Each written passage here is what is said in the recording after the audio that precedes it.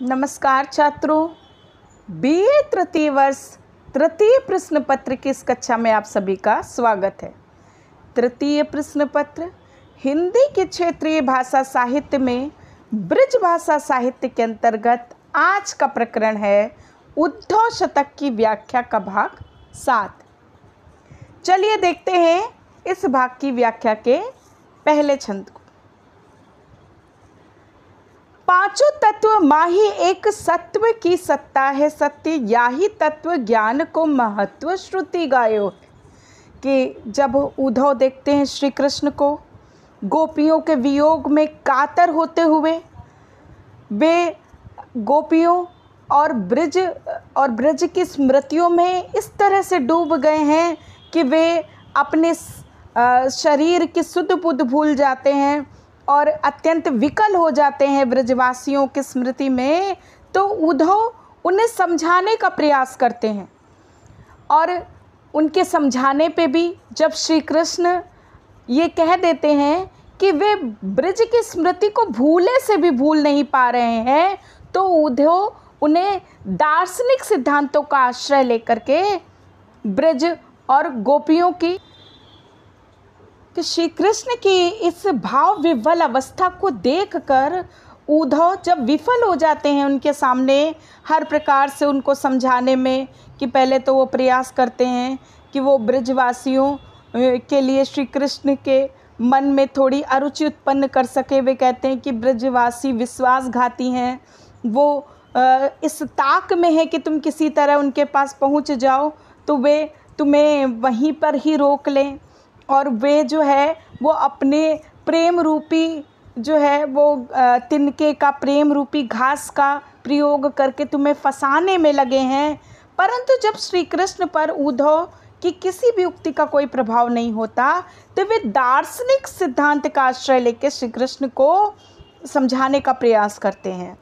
वे कहते हैं कि पांचों तत्व यानी जिन पंचभूतों से ये शरीर निर्मित हुआ है, कि पांचों तत्व माही एक सत्व की है सत्ता सत्य, कि पंचभूतों से निर्मित इस संसार के सभी पदार्थों में सत्व अर्थात ब्रह्मा का अस्तित्व ही सत्य है। कि पंचभूतों से निर्मित इस संसार में पांचों तत्वों में से एक सत्व अर्थात ब्रह्म की ही सत्ता सत्य है।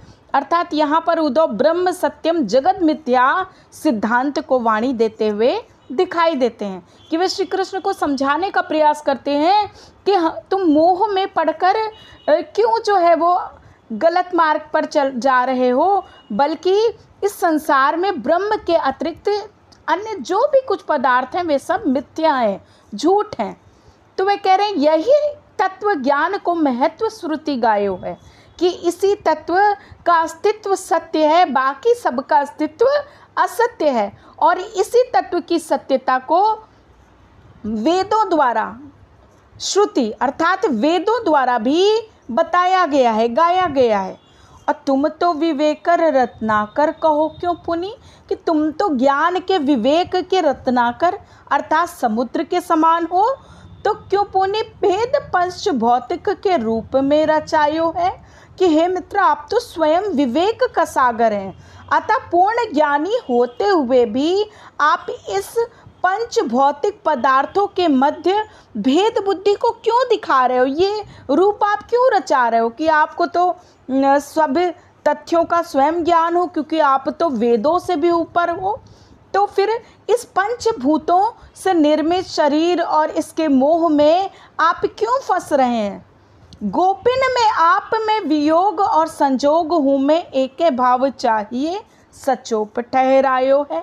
कि भाई इस जो है वो ब्रह्मांड के दार्शनिक विचार के अंतर्गत तो ब्रह्म और जीवात्मा में कोई भेद ही नहीं है, अर्थात गोपियों में आप हैं और आप में गोपियाँ स्थित हैं, तो फिर तो ना उनका आपसे वियोग हो सकता है और ना ही आपका उनसे वियोग हो सकता है। तो गोपिन में आप में वियोग और संजोग हूँ मैं, कि आप गोपियों में हैं, गोपियाँ आप में हैं, इस तरह से वियोग और संजोग दोनों ही अभिन्न हैं। तो तत्वतः आप दोनों अभिन्न हैं। तो फिर उनके वियोग में इस तरह से आपका अश्रु प्रवाह करना केवल मूर्खता नहीं तो और क्या है। एक के भाव चाहिए सचोप ठहरायो है कि भाव ये है कि आप गोपियों के संयोग और वियोग के संबंध में जो सुख दुख का अनुभव कर रहे हैं, ये तो सिर्फ आपका मोह ही है। आप ही सो आपका मिलाप और बिछोह कहाँ, मोह यह मिथ्या सुख दुख सब ठायो है। कि भाई आप जैसे ज्ञानी महापुरुष को ये शोभा नहीं देता कि भाई यदि ब्रह्म और जीव एक दूसरे के अभिन्न अंग हैं, तो भला आपका कहीं आपसे मिलाप और विछोह हो सकता है कि आप गोपियों के वियोग में अश्रु जो है वो बहा रहे हैं, और गोपियां तो आपके अंदर हैं और आप गोपियों के अंदर हैं, तो भला आपसे ही कहीं आपका मिलाप और विछोह हो सकता है। ये तो बिल्कुल एकदम मिथ्या तथ्य है। तो मोह यह मिथ्या सुख दुख सब ठायो है कि ये तो मोह रूपी मिथ्या सुख दुख है जो चारों ओर आपने बहा रखा है, फैला रखा है। तो यहाँ पर उद्धव श्री कृष्ण को दार्शनिक सिद्धांतों के अनुसार समझाते हुए, संदेश देते हुए कहते हैं कि भाई आप जैसे ज्ञानी पुरुष को इस तरह मोह के वशीभूत होना शोभा नहीं देता है। और यहाँ पर हम देखें तो तत्व सत्ता में यमक तथा विवेक रत्नाकर में मुद्रा अलंकार है। वियोग संयोग सुख दुख आदि पदों में ध्वनि साम्य का प्रदर्शन भी द्रष्टव्य है। कृष्ण प्रेम में व्याकुल हैं और उद्धव उन्हें मोह में पड़ा हुआ बता रहे हैं। कि यहाँ पर हम देखते हैं कि प्रेम जो है वो ज्ञानी व्यक्ति के लिए सिर्फ मोह का ही दूसरा नाम है। कि अर्थात वो व्यक्ति जो स्वयं को ज्ञानी समझता है, उसके लिए प्रेम और मोह में कोई भी अंतर नहीं है। दीपत दिवाकर को दीपक दिखावे, कहाँ तुम सन ज्ञान कहाँ जानी कही वो करे। कि प्रस्तुत छंद में भी उद्धव श्री कृष्ण को दार्शनिक ढंग से समझाने का प्रयास कर रहे हैं। वे उद्धव श्री कृष्ण से कहते हैं कि भाई आप क्या हैं, सूर्य के समान हैं, और यदि आप जैसे ज्ञानी और संसार को प्रकाश देने वाले सूर्य को दीपक दिखाया जाए तो भला ये कहीं उचित होगा।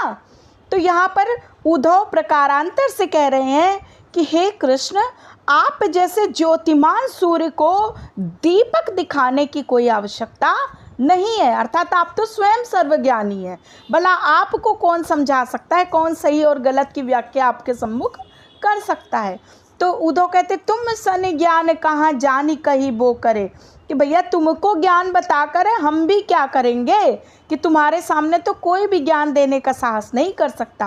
कहे रत ना कर पे लौकिक लगाओ मानी, परम अलौकिक की थाह थई वो करे। कि परंतु सांसारिक संबंध को सत्य मानकर ही परमार्थ तत्व की विवेचना की जा रही है। कि कहे रत ना कर पे लौकिक लगाओ माने, कि इस लौकिक लगाव को देखकर ही परम अलौकिक तत्व की व्याख्या यहाँ पर की जा रही है। असत असार या पसार में हमारी जान, जन भर माए सदा ऐसे रही वो करे। कि कह रहे मिथ्या और सारहीन, असत और असार, असार मतलब सारहीन, असत अर्थात असत्य। किस असत्य मिथ्या और सारहीन संसार में हमारी समझ में तो मानव उसी प्रकार व्यवहार करता है कि जन भर माए सदा ऐसे रही वो करे। कि जैसे कोई प्राणी सोते हुए स्वप्न में दिखने वाले अनेक परपंचों में अपने आप को लिप्त मान लेता है। कि जागत और पागत अनेक परपंचन में जैसे सपने में अपने को लही वो करे।